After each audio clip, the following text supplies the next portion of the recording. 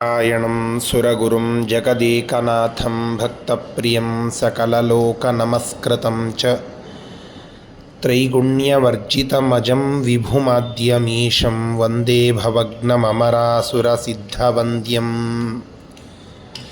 ವ್ಯಾಸಂ ವಸಿಷ್ಠನಪ್ತಾರಂ ಶಕ್ತೇಃ ಪೌತ್ರಂ ಅಕಲ್ಮಷಂ ಪರಾಶರಾತ್ಮಜಂ ವಂದೇ ಶುಕತಾತಂ ತಪೋನಿಧಿಂ. ಶ್ರೀ ಗುರುಭ್ಯೋ ನಮಃ. ಹರಿ ಓಂ. ವಿಷ್ಣು ಸಹಸ್ರನಾಮ ಸ್ತೋತ್ರದ 48ನೆಯ ಶ್ಲೋಕದ ಚಿಂತನೆಯನ್ನು ಇವತ್ತು ಮಾಡೋಣ. ಶ್ಲೋಕ: ಯಜ್ಞ ಇಜ್ಯೋ ಮಹೇಜ್ಯಶ್ಚ ಕ್ರತುಸ್ಸತ್ರಂ ಸತಾಂ ಗತಿಃ ಸರ್ವದರ್ಶೀ ವಿಮುಕ್ತಾತ್ಮ ಸರ್ವಜ್ಞೋ ಜ್ಞಾನಮುತ್ತಮಂ.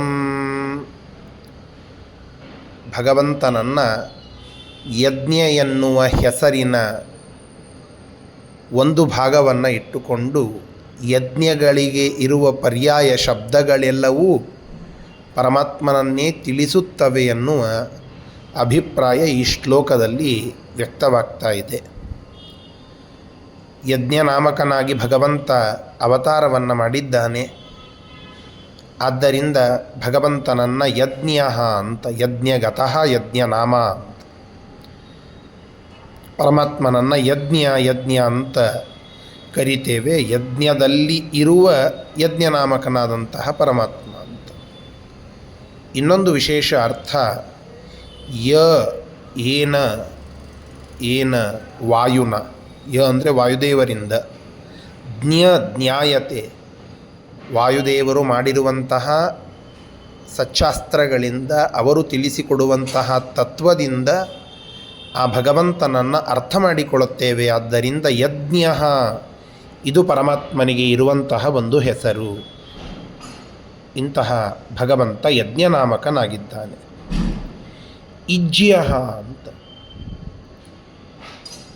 ಇಜ್ಯ ಅಂತನ್ನೋದಕ್ಕೆ ಇಷ್ಟ ಜ್ಯಾ ಭೂಮಿ ಯಸ್ಯ ಇತಿ ಇಜ್ಯ ಅಂತ ಒಂದರ್ಥ. ಇನ್ನೊಂದು ಮುಕ್ತೈ ಇಜ್ಯತೆ ವೀತಮೋಹೈ ಇತಿ ಮುಕ್ತೈ ಅಪಿ ಇಜ್ಯತ್ವಾತ್ ಇಜ್ಯ. ಮುಕ್ತರಾದಂಥವರಿಂದಲೂ ಕೂಡ ಮೋಹಾದಿಗಳನ್ನೆಲ್ಲ ಬಿಟ್ಟು ಶ್ರೇಷ್ಠವಾದ ಲೋಕವನ್ನು ಪಡೆದಂಥವರಿಂದ ಪರಮಾತ್ಮ ಕೃಷ್ಣ ಇಜ್ಯ ಅಂದರೆ ಪೂಜ್ಯ ಆಗಿದ್ದಾನೆ. ಆದ್ದರಿಂದ ಇಷ್ಟವಾದ ಭೂಮಿ ಮುಂತಾದವುಗಳನ್ನು ಹೊಂದಿದ್ದಾನೆ. ತನಗೆ ಯಾವುದು ಇಷ್ಟವೋ ಅದರ ಅನುಭೋಗವನ್ನು ಮಾಡುವ ಸಾಮರ್ಥ್ಯ, ಸ್ವಾತಂತ್ರ್ಯ ಪರಮಾತ್ಮನಿಗುಂಟು. ಈ ಎಲ್ಲ ಅರ್ಥಗಳಿಂದ ಇಜ್ಯ ಅಂತ ಪರಮಾತ್ಮನನ್ನು ಕರಿತೇವೆ. ಮಹೇಜ್ಯ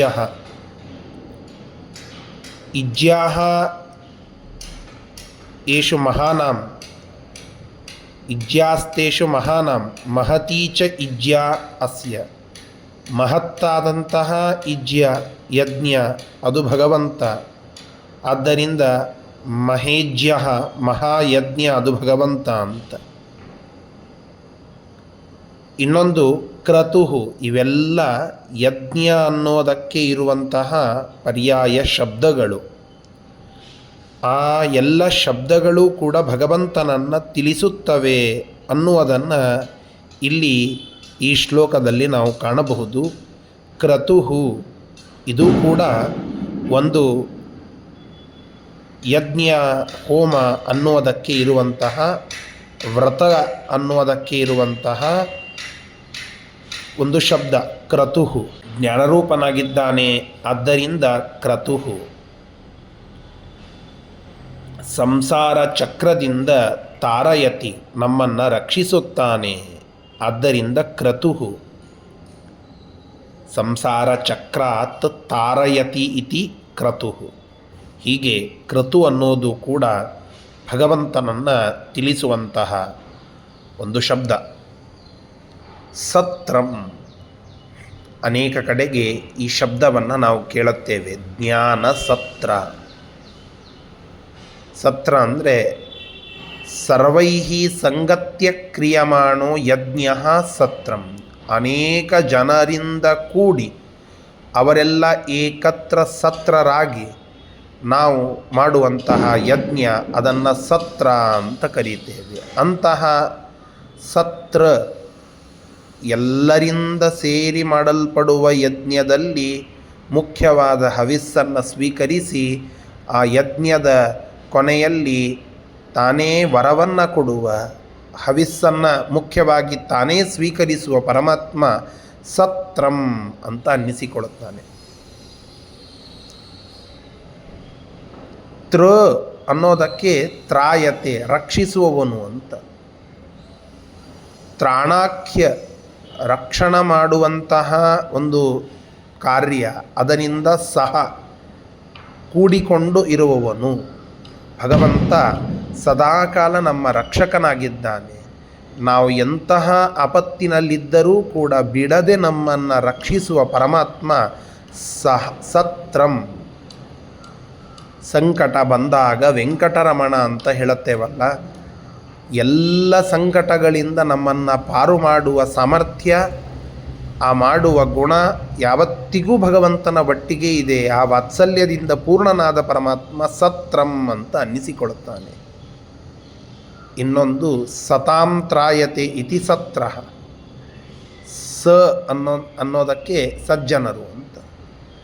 ಆ ಸಜ್ಜನರ ಒಳ್ಳೆಯ ಕರ್ಮಗಳನ್ನು ನೋಡಿ ಅವರನ್ನು ರಕ್ಷಣೆ ಮಾಡುತ್ತಾನೆ. ಎಂತೆಂತಹ ಪ್ರಸಂಗಗಳನ್ನು ನಾವು ನೋಡಿದಾಗ ಸಜ್ಜನರನ್ನೆಲ್ಲ ಆ ಭಗವಂತ ರಕ್ಷಣೆ ಮಾಡಿದ್ದನ್ನು ನಾವು ಕೇಳುತ್ತೇವೆ. ಎಷ್ಟೆಷ್ಟು ಕಷ್ಟಗಳು, ಎಷ್ಟೆಷ್ಟು ದೊಡ್ಡ ದೊಡ್ಡದಾದಂತಹ ಆಪತ್ತುಗಳು ಜನರಿಗೆ ಒದಗಿರುತ್ತವೆ. ಕೇವಲ ಕೃಷ್ಣನ ಸ್ಮರಣೆಯನ್ನು ಮಾಡಿದರೆ ಸಾಕು, ಆ ಕೃಷ್ಣ ಅನುಗ್ರಹವನ್ನು ಮಾಡುತ್ತಾನೆ, ತನ್ನವರಿಂದ ಅನುಗ್ರಹವನ್ನು ಮಾಡಿಸುತ್ತಾನೆ. ಇವತ್ತು ನಮ್ಮ ಗುರುಗಳು ಮಹಾಹುಲಿ ಗೋಪಾಲಾಚಾರ್ಯರು, ಸತ್ಯಧ್ಯಾನ ವಿದ್ಯಾಪೀಠದ ಸಂಸ್ಥಾಪಕರು, ಅವರ ಪುಣ್ಯತಿಥಿ, ಅವರ ಜೀವನವನ್ನು ನಾವು ನೋಡಿದಾಗ ಒಮ್ಮೆ ಏಕಾದಶಿಯ ದಿನ ನಿರಂತರವಾಗಿ ಪಾಠವನ್ನು ಹೇಳಿ ಪೂಜಾದಿಗಳನ್ನೆಲ್ಲ ಮುಗಿಸಿ ಸುಸ್ತಾಗಿ ರಾತ್ರಿಯಲ್ಲಿ ಮತ್ತೆ ಪಾಠವನ್ನು ಹೇಳುತ್ತಾ ಇದ್ದಾರೆ. ಅಷ್ಟು ಪಾಠದ ದೀಕ್ಷೆ. ತಾತ್ಪರ್ಯ ಚಂದ್ರಿಕಾ ಅನ್ನುವಂತಹ ಶ್ರೀಮದ್ ವ್ಯಾಸರಾಯರ ಗ್ರಂಥದ ಪಾಠವನ್ನು ಆ ಏಕಾದಶಿಯ ದಿನ ಅಷ್ಟು ಶ್ರಮವಾದ ಮೇಲೆಯೂ ಮತ್ತೆ ಪಾಠವನ್ನು ಹೇಳುತ್ತಾ ಇದ್ದಾರೆ.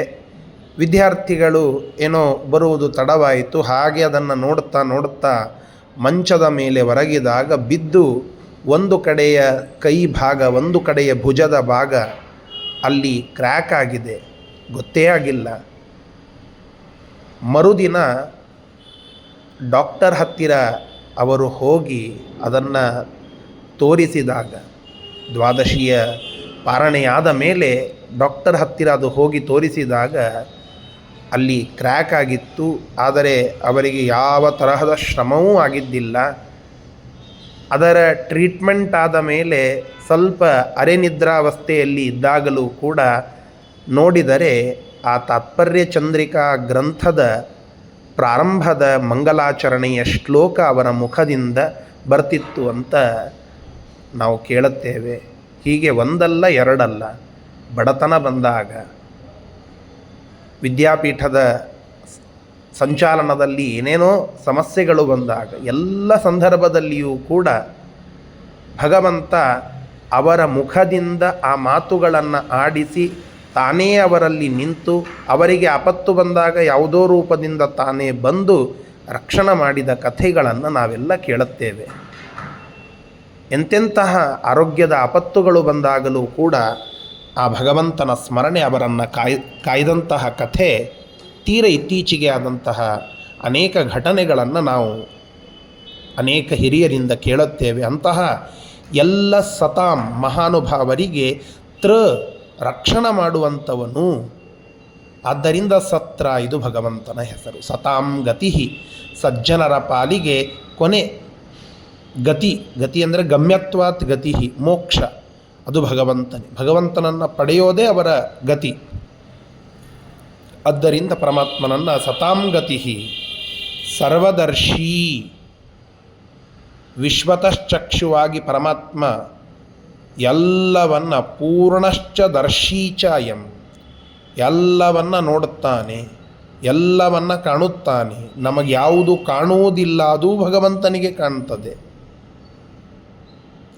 ನಮಗೆ ಯಾವುದು ಕಾಣಿಸ್ತದೋ ಅದಂತೂ ಭಗವಂತನಿಗೆ ಕಾಣಿಸುವುದು ಶತಸಿದ್ಧ. ನಮಗೆ ಕಾಣದೇ ಇರುವಂತಹ ಎಲ್ಲವೂ ಭಗವಂತನಿಗೆ ಕಾಣುತ್ತದೆ. ಆದ್ದರಿಂದ ಸರ್ವದರ್ಶಿ ವಿಮುಕ್ತಾತ್ಮ, ವಿಮುಕ್ತರಾದಂತಹ ಮುಕ್ತರಾದ ಜನರನ್ನು ಸಲಹುತ್ತಾ ಅವರಲ್ಲಿ ಆತ್ಮ ಸನ್ನಿಹಿತನಾಗಿ ಆ ಜ್ಞಾನಿಗಳಲ್ಲಿ ಒಳಗಡೆ ಇದ್ದು ಅವರ ರಕ್ಷಣೆ ಮಾಡುವವನು.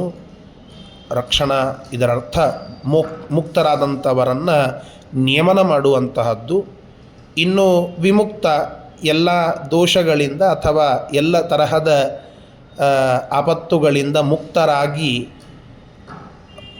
ಮೋಕ್ಷವನ್ನು ಇನ್ನೂ ಪಡೆದಿಲ್ಲ, ಆದರೆ ಮೋಕ್ಷವನ್ನು ಪಡೆಯುವ ಸಾಮರ್ಥ್ಯವನ್ನು ಹೊಂದಿ ಸಜ್ಜನರಾಗಿ ಭೂಮಿಯಲ್ಲಿ ಇರುವಂತಹ ಅಮುಕ್ತರಾದ ಸಂತ ಜನರನ್ನು ಕೂಡ, ಜ್ಞಾನಿಗಳನ್ನು ಕೂಡ ತಾನೇ ಅವರೊಳಗಡೆ ಒಂದು ರೂಪದಿಂದ ಇದ್ದು ಅವರನ್ನು ಸಲಹುತ್ತಾನೆ. ಆದ್ದರಿಂದ ಭಗವಂತ ವಿಮುಕ್ತಾತ್ಮ. ಸಂತಶ್ಚ ಅನೇನ ಸಂಸಾರಾನ್ ಮುಕ್ತಾ ಭವಂತಿ ಇತಿ ವಿಮುಕ್ತಾತ್ಮ. ವಿಮುಕ್ತಃ ಜ್ಞಾನಿನಾಂ ಆತ್ಮ, ಆ ಜ್ಞಾನಿಗಳ ಅಂತರ್ಯಾಮಿಯಾಗಿದ್ದು ಸಲಹುತ್ತಾನೆ. ಆದ್ದರಿಂದ ಪರಮಾತ್ಮನನ್ನು ವಿಮುಕ್ತಾತ್ಮ ಅಂತ ಕರೀತಾರೆ. ಹೀಗೆ ವಿಮುಕ್ತ ಅನ್ನೋದಕ್ಕೆ ಒಂದು ಮೋಕ್ಷವನ್ನು ಪಡೆದಾತ, ಇನ್ನೊಂದು ಎಲ್ಲ ಅಜ್ಞಾನದಿಂದ ಮುಕ್ತನಾಗಿ ತತ್ವಜ್ಞಾನವನ್ನು ಪಡೆದಂತಹ ಒಬ್ಬ ಪಂಡಿತ ಅಂತಲೂ ಅರ್ಥ ಮಾಡಿಕೊಳ್ಳಲಿಕ್ಕೆ ಬರುತ್ತದೆ. ಅವರೆಲ್ಲರಲ್ಲಿ ತಾನೇ ಭಗವಂತ ಇದ್ದು ರಕ್ಷಣೆ ಮಾಡುತ್ತಾನೆ. ಸರ್ವಜ್ಞ ಸರ್ವಂ ಜಾನಾತೀತಿ ಸರ್ವಜ್ಞ. ಎಲ್ಲವನ್ನ ತಿಳಿದಿದ್ದಾನೆ ಭಗವಂತ, ಎಲ್ಲವನ್ನ ತಿಳಿದಿದ್ದಾನೆ. ಯಾವುದು ನಮಗೆ ಗೊತ್ತಿದೆ ಅದು ಅವನಿಗೆ ಗೊತ್ತಿದೆ. ಯದಧೀತಂ ತದಧೀತಂ ಎನ್ನ ಅಧೀತಂ ತದಪ್ಯಧೀತಂ ಅಂತ ವ್ಯಾಸರಾಯರ ವಿಷಯದಲ್ಲಿ ನಾವೇನು ಕೇಳುತ್ತೇವೋ ಅದು ಆ ವೇದವ್ಯಾಸದೇವರ ವಿಷಯದಲ್ಲಿ ಎಷ್ಟು ಮಟ್ಟಿಗೆ ಹೆಚ್ಚಿನ ಸೂಕ್ತತೆ ನಾವು ಪಡೆಯಬಹುದು. ವ್ಯಾಸರಾಯರಂತಹ ಮಹಾನುಭಾವರಲ್ಲಿ ಪರಮಾತ್ಮನೇ ನಿಂತು ಅಂತಹ ಶಕ್ತಿಯನ್ನು ಕೊಟ್ಟದ್ದು. ಆ ಮಹಾನುಭಾವರಲ್ಲೆಲ್ಲ ಇರುವ ಸರ್ವಜ್ಞತ್ವಕ್ಕೆ ಸಾಕ್ಷಿಯಾಗಿ ನಿಂತಿರುವ ಪರಮಾತ್ಮ ಸ್ವತಃ ಎಲ್ಲವನ್ನ ತಿಳಿದಂತಹ, ಎಲ್ಲವನ್ನ ತಿಳಿದವನು ಅವನೊಬ್ಬನೇ. ಅಂತಹ ಸರ್ವಜ್ಞ ಪರಮಾತ್ಮ. ಜ್ಞಾನಮುತ್ತಮಂ. ಜ್ಞಾನ ಅನ್ನೋದಕ್ಕೆ ಆನಂದ, ಆ ಆನಂದದ ಉತ್ತಮತ್ವ ಅನ್ನೋದಕ್ಕೆ ಆನಂದ ಅಂತ ಅರ್ಥ. ಜ್ಞಾನ ಮತ್ತು ಆನಂದ ಸ್ವರೂಪನಾಗಿದ್ದಾನೆ, ಇದು ಒಂದು. ಜ್ಞಾನ ಮತ್ತು ಜ್ಞಾನ ಅನ್ನೋದಕ್ಕೆ ಜ್ಞಾನ ಉಳ್ಳ ಜ್ಞಾನಿಗಳು ಅಂತ ಅರ್ಥ ಮಾಡಿದರೆ ಜ್ಞಾನಿಗಳಲ್ಲೆಲ್ಲ ಉತ್ತಮನಾಗಿದ್ದಾನೆ ಅಂತ ಇನ್ನೊಂದು ಅರ್ಥ. ಮತ್ತು ಜ್ಞಾನ ಅಂದರೆ ಜ್ಞಾನ ಉಳ್ಳವನು, ಜ್ಞಾನಶ್ಚ ಮತ್ತು ಉತ್ತಮ, ಎಲ್ಲರಿಗಿಂತ ಉತ್ತಮನಾಗಿದ್ದಾನೆ. ಜ್ಞಾನ ಉಳ್ಳವನೂ ಹೌದು, ಉತ್ತಮನೂ ಹೌದು. ಹೀಗಾಗಿ ಜ್ಞಾನ ಮತ್ತು ಉತ್ತಮ ಎರಡೂ ಶಬ್ದಗಳಿಂದಲೂ ಭಗವಂತ ವಾಚ್ಯ. ಈ ಎಲ್ಲ ಅರ್ಥಗಳನ್ನು ನೋಡಿದಾಗ ಉತ್ತಮವಾದ ಜ್ಞಾನವುಳ್ಳವನು, ಜ್ಞಾನಿಗಳಲ್ಲಿ ಉತ್ತಮನು, ಜ್ಞಾನ ಮತ್ತು ಉತ್ತಮತ್ವ ಎರಡನ್ನೂ ಹೊಂದಿದವನು. ಇಂತಹ ಪರಮಾತ್ಮ ಜ್ಞಾನಮುತ್ತಮಂ ಅಂತ ಅನ್ನಿಸಿಕೊಳ್ಳುತ್ತಾನೆ. ಇಂತಹ ಎಲ್ಲ ಹೆಸರುಗಳಿಂದ ಸ್ತುತ್ಯನಾದ ಪರಮಾತ್ಮ ನಮ್ಮನ್ನು ರಕ್ಷಿಸಲಿ ಅಂತ ಪ್ರಾರ್ಥನೆಯನ್ನು ಮಾಡೋಣ. ಶ್ರೀಕೃಷ್ಣಾರ್ಪಣಮಸ್ತು.